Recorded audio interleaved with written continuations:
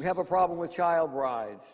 Mohammed married a 6-year-old girl, consummated a marriage at 9. Mohammed is the perfect model for behavior. Unfortunately, to this day, there are men, older men, who are married by imams to young girls. And this may be happening in the mosque or in the home. If you live across the street from a 12-year-old daughter who plays with your granddaughter and they're on the soccer team and an older guy comes to pick her up at the soccer practice, as opposed to her uncle for the non-Sharia compliant daughter picking it up, it might be her husband and she might be 12 years old.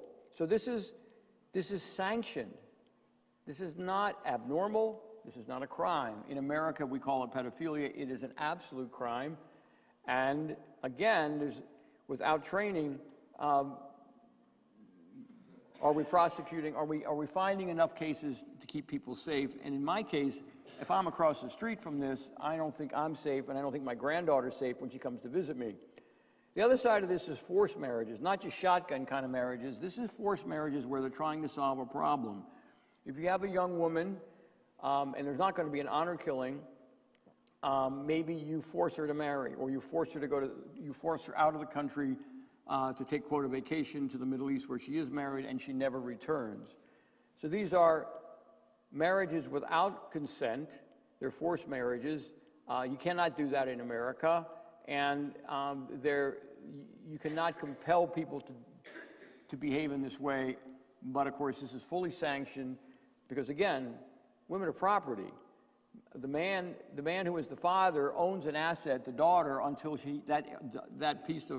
that asset is redeeded to another man who would be her husband. And so there's a property, much the way we exchange property. This is a way to solve problems.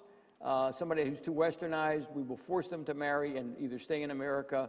By the way, keep in mind, if you take a woman who is moving away and might not be Sharia compliant, you've lost her to the population pool. Remember, the goal is for everyone in the world to be Sharia compliant. How do you do that? You force somebody to convert,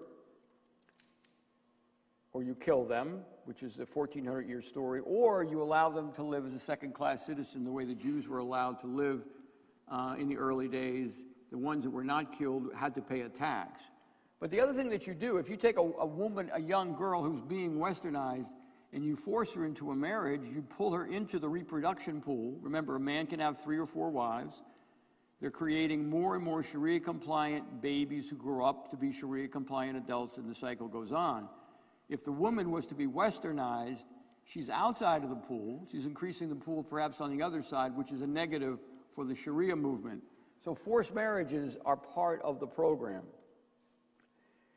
There's a lot of that we don't hear about. And most communities are not trained in dealing with this kind of behavior.